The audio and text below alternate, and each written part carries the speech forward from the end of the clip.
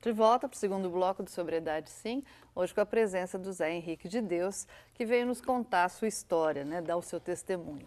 E ele dizia no primeiro bloco que morava próximo a uma favela, ia sempre ao fliperama, e ali ele começou a beber, começou a usar droga, e a pergunta que não quer calar, se você acha que se você, de repente, morasse num outro local, que não te desse uma facilidade tão grande assim, você acha que você não teria experimentado ou que fatalmente hoje em dia não existe isso?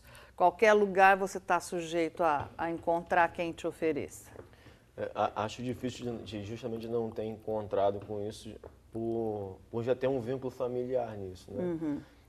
Por ter eu sou dependente químico, né? Uhum. Isso eu vejo de fato e talvez não só por desenvolver a doença, mas também por hereditariedade, assim.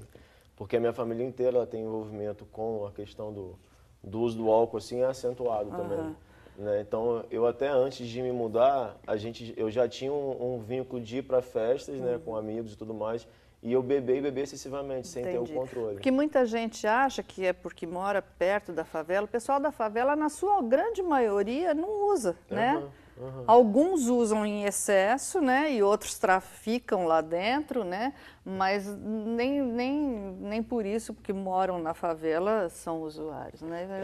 E a minha verdade não era nem querer ligar uma coisa ou outra, não. Mas... Não, mas eu gostei do gancho para poder falar isso, achei interessante.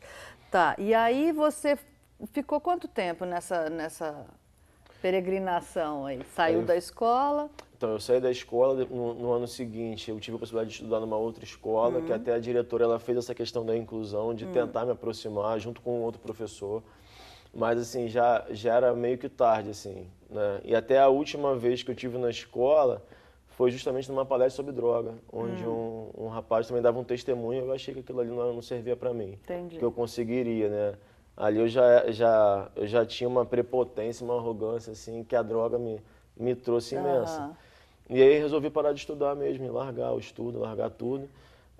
Comecei a me envolver cada vez mais. E os conflitos dentro de casa com a sua mãe só aumentavam. E a minha mãe também, ela começou a cortar o dinheiro, assim, porque ela me dava dinheiro, né? Eu tinha até uma mesada, assim, né? E ela cortou e aí eu tinha que arrumar dinheiro para me sustentar. E aí eu comecei a vender droga. Aí eu começava a ir para o Rio de Janeiro, comprar droga no Rio e vender em Niterói. E aí, algumas vezes não dava certo. Aí a gente começou também a roubar, o que eu pudesse roubar, eu roubava. Entendi. Tanto na rua, como dentro de casa. Como dentro de casa, principalmente dentro de casa. Né? Minha mãe, ela Sabe deixava que esse a bolsa... é um grande desespero, né, Dom, das mães. Elas sempre falam, quando a gente fala, mas quem que dá o dinheiro? Não sou eu, mas se eu não der, o que ele vai fazer? Né? É o grande medo das mães, né? Deles acabarem fazendo o que o Zé Henrique fez. Ele vai sumindo tudo de casa, vai sumindo tudo.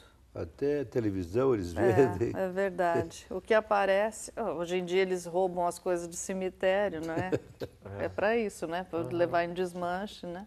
E a polícia nunca te pegou em flagra? Então, eu fui pai com 16 anos, né? Fiquei sabendo que ia ser pai.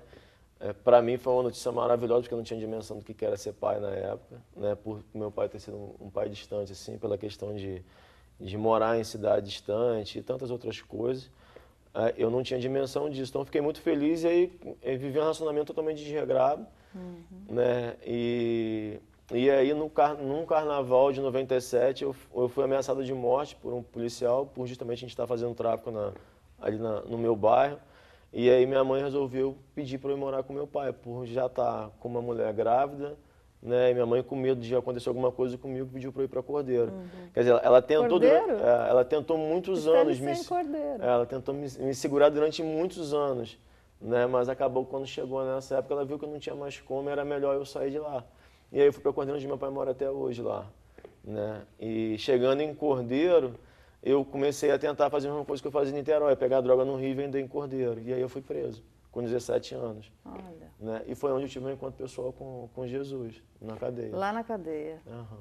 E você pode contar assim mais ou menos pra gente? Uma pincelada, como é que foi isso? Foi, não, mas é até bem simples, assim.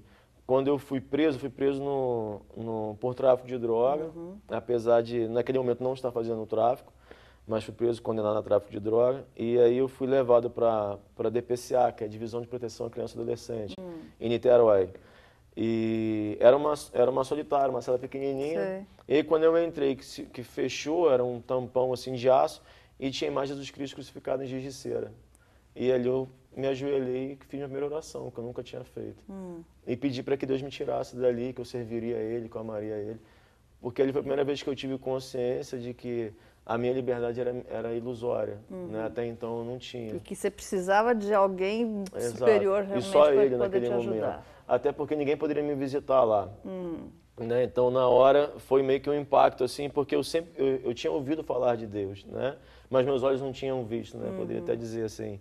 A minha avó, ela sempre comentava alguma coisa de Deus, mas a minha avó, ela tinha uma fé muito misturada, assim. Sei. Era o Buda, era a Nossa Senhora na parede, ela tinha um monte de coisa.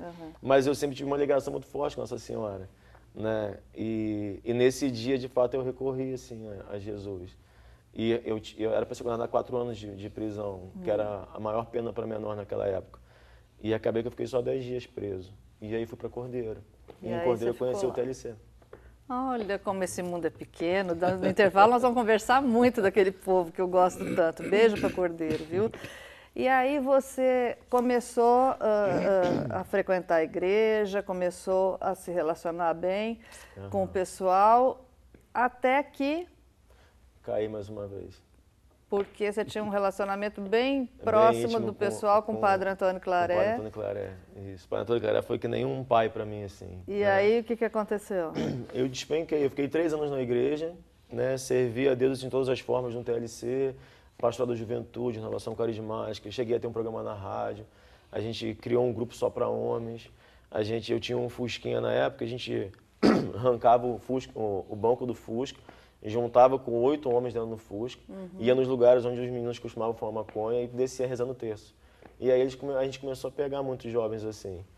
E Aquela quando... igreja do centro ficava lotada da isso, moçada isso. do TLC. Era assim, era fantástico. Aquela época para mim assim foi a essência que me fez voltar assim, né? Quando eu olhava lá para trás.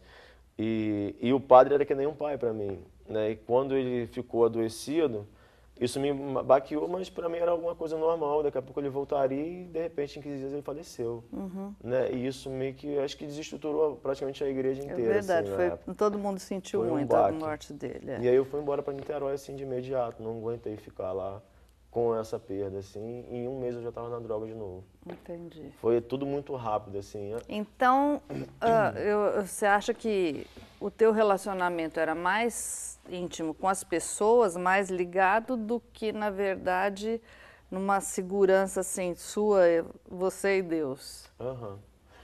Eu percebi isso depois que eu voltei, assim, né? Que a minha raiz estava muito mais numa ligação afetiva, né, do que de fato num Senhor, assim, né, com maturidade e tudo. Mas eu creio que foi até pela minha questão de formação, assim mesmo, de não ter tido uma base quanto a isso e ter me perdido muito nisso, né? Até porque eu sempre sofri muita perseguição, assim, muita incomodação pelo meu jeito de ser mesmo. Eu sou bem audacioso. Mas a gente volta já já, continuar falando aqui com o Zé Henrique de Deus.